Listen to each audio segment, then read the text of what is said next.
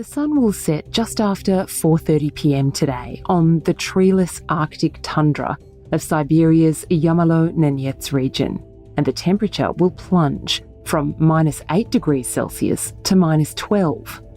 It'll be dark for 16 hours before the sun limps over the horizon again. Today's forecast is for a howling wind to blast snow showers across the frozen plains. This is where the world's most famous political prisoner, Alexei Navalny, has died in a Russian prison camp called IK3 Polar Wolf. Navalny was 47. His body was ravaged by the effects of a nerve agent poisoning from a few years ago. He'd been asking to see a dentist for nearly 2 years. He had serious pain in his back and struggled to walk. He was serving a 28-year sentence on what were widely regarded in the West as trumped-up charges of fraud and extremism. Just a day before his death, Navalny seemed in good spirits at a court appearance via video link from the Polar Wolf camp. Prison camps just like Polar Wolf were the inspiration for two of the 20th century's most evocative pieces of literature, books by Alexander Solzhenitsyn, The Gulag Archipelago, and One Day in the Life of Ivan Denisovich. He didn't want the morning to come, but the morning came as it always does. This is a 1970s adaptation of Denisovich, written after Solzhenitsyn's own years in prison after being convicted for criticising Soviet leader Joseph Stalin. Rumour had it that it was the Chinese who had given the authorities the idea of serving boiled grass instead of porridge. A bowlful of it weighed more than half a pound, but when you'd eaten it, you were still hungry. The good thing about it was that it had no taste, hot or cold. Now, sad to say, prison camps have a long history in Russian culture, but it developed really to an industrial scale under communism. Greg Sheridan is the Australian's foreign editor. And life in these camps is cruel, harsh, and primitive. You don't get enough food, you don't get enough heating, especially the ones in the Arctic, and you're liable to be killed at any time by the guards. Now, Alexei Navalny was unbelievably brave to go back there, and everyone predicted he would be killed in one of the camps, and that is what has happened. Late on Friday night Australian time, the news broke that Navalny was dead. Anthony Albanese immediately blamed Vladimir Putin, as did other world leaders. Australia's ambassador to Moscow took the highly unusual step of laying flowers at a makeshift memorial, even as police were dragging away ordinary Russians in their hundreds who tried to pay similar tributes. Alexei Navalny was born in 1976 to a Russian mother and Ukrainian father. He became a lawyer and entered regional politics in the early 2000s as a Russian nationalist. But quickly the authorities began to see him as a threat. A series of protests, arrests and prison time began. This turned Navalny into a campaigner for democratic reforms and against what he said was rampant corruption from the Kremlin down, with a wildly popular series of social media videos in which he bluntly accused Russia's power elite of criminality. He attempted to run for president in 2018, and that's where he came directly into conflict with Vladimir Putin. Vladimir Putin these days presents himself as a sort of a Russian Orthodox Christian defender of the West, but he was a KGB colonel, and he really has wedded all the methods of communist repression with over-the-top Russian nationalism and a patina of completely fraudulent Russian Orthodox religious declarations as well. In 2020, Navalny was poisoned with Novichok, a nerve agent, an act he and his supporters directly attributed to Putin. Upon his return from treatment in a German hospital, Navalny released a documentary with drone footage of a glittering golden palace in southern Russia. Navalny said the president had used money embezzled from ordinary Russians to build what he called Putin's palace. Here's Navalny in the video, speaking through a translator. I really want to understand how an ordinary Soviet officer turned into a madman who's obsessed with money and luxury and literally ready to destroy the country and kill for the sake of his chests of gold. Here's Alexei Navalny speaking to the US 60 Minutes on CBS. You know, you used to be known as the man who had no fear. But what about your family? Do you ever think that you're putting them in danger? That is the toughest part. Yes, I don't feel any fear, but children, what is kind of really horrible thought if they will try to use this Novichok somewhere around my apartment, where my children is coming, like, you know, this door or something, but everyone can touch it. But anyway, we should fight these people because they will never stop. They will poison someone else. They will poison more people. In 2006, former KGB agent and Russian defector Alexander Litvinenko was poisoned in London, where he'd been informing on Russian organised crime. He died in a British hospital, blaming Vladimir Putin. Alexander Litvinenko's death from acute radiation sickness was slow and agonising. But unlike most murder victims, he was able to give extensive interviews to British detectives before he died. In 2018, Russian double agent Sergei Skripal and his daughter Yulia were the targets of a botched assassination attempt, also in Britain. Navalny's death feels different. Now, Alexei Navalny, we ought to pay tribute to him. He must be the bravest man on the planet. He was the leader of the Russian opposition, and he very much echoes the old dissidents in the Soviet Union. The poisoning was meant to kill him. He was nearly dead, but he recovered.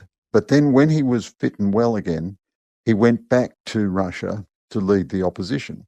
Now, the Russian government put him in jail straight away, but I think they were a bit embarrassed about killing him immediately. However, his courage is quite magnificent, and whenever he's appeared at court hearings and so on, he has retained his defiance of Putin and the authoritarian Russian system. He's occasionally smuggled out through his lawyers or relatives statements to the Russian people, urging them on to keep going in their resistance. And most recently, he smiled and gave, positive gestures at his latest court appearance, and then he was killed the next day. The official story out of Russia was first that Navalny died of a blood clot, and then the story changed to sudden death syndrome. His heart just stopped. His mother rushed to the camp but was unable to find his body in a local morgue. There are reports his body was covered in bruises that couldn't have been sustained through the hard manual labour Navalny endured at the camp. Next month, Russians will vote in a presidential election that Putin will almost certainly win, exactly the way he planned it. So, is Navalny's death a well-timed message to any would-be opponents? I mean, in a sense, nothing is a coincidence in Russia. On the other hand, you can overinterpret these things. There's a famous story of the State Department when the North Korean dictator Kim Il-sung died, and the CIA director's question to the State Department boss was, now, why do you think he did that? It may have had more to do with the timing of what's going on in Ukraine. But on the other hand, it's not an unreasonable speculation that he's sending out a message before the presidential election. He's saying to Russian citizens, don't you dare think that you can use the sham election that I'm about to hold as a pretext for engaging in any anti-state protest. They want the power that they wield to cause people to be scared, above all their own citizens, but also international actors.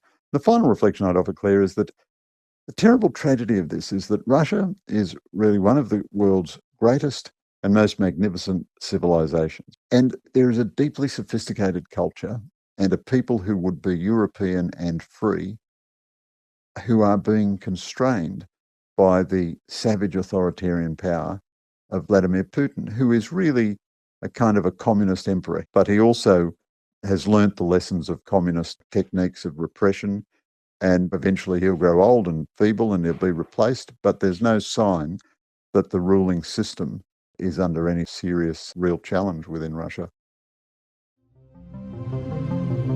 Coming up, if Vladimir Putin is wiping out his enemies one by one, does that mean he's feeling weak or feeling invincible? While I have you, we'd love you to join our subscribers at theaustralian.com.au. where we have the nation's best news, analysis and commentary 24/7. We'll be back with Greg Sheridan after this break.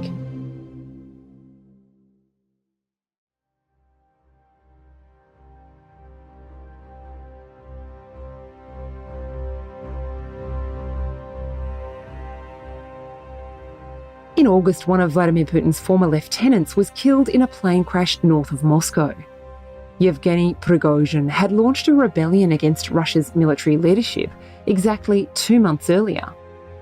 The leader of Russia's mercenary group, Wagner, has insisted it was not a coup, but rather a protest.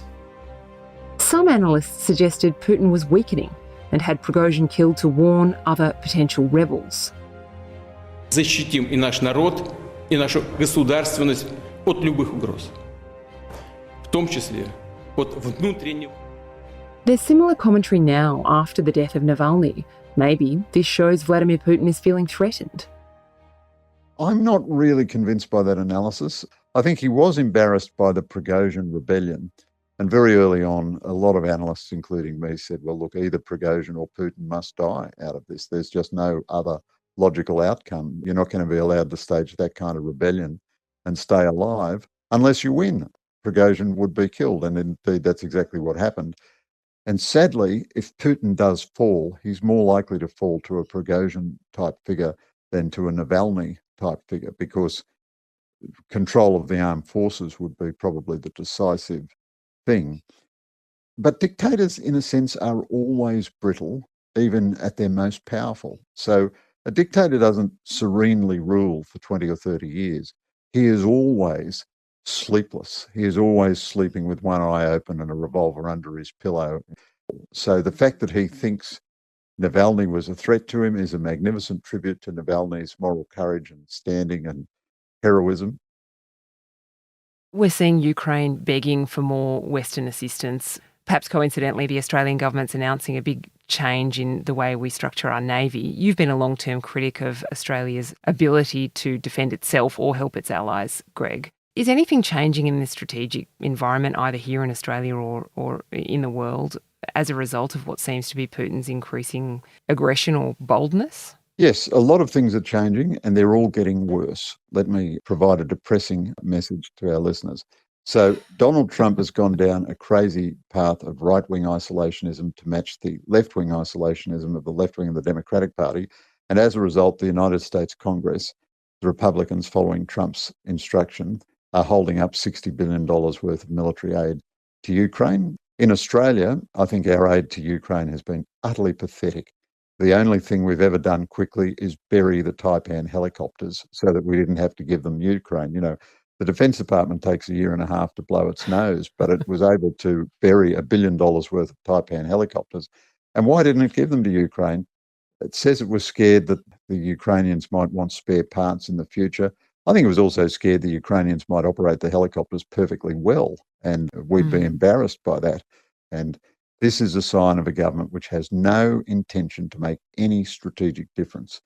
Now, our own defence forces are pitiful, and defence is in complete disarray. There's massive confusion. So here we are in the most dangerous strategic circumstances since World War II. And if the Western world lets Ukraine down at this moment, Ukraine is not asking for a single Western soldier. It's just asking for weapons and ammunition. And if we can't do that, and we won't do anything to defend ourselves, you know, the outlook is pretty bleak. It's a good thing, Claire, that I'm an Irishman. So when things are objectively pessimistic, I remain in a good spirit. Whose is your sweet spot? Greg Sheridan is the Australian's foreign editor. You can read all the news and analysis on defence, world affairs and everything else right now at theaustralian.com.au.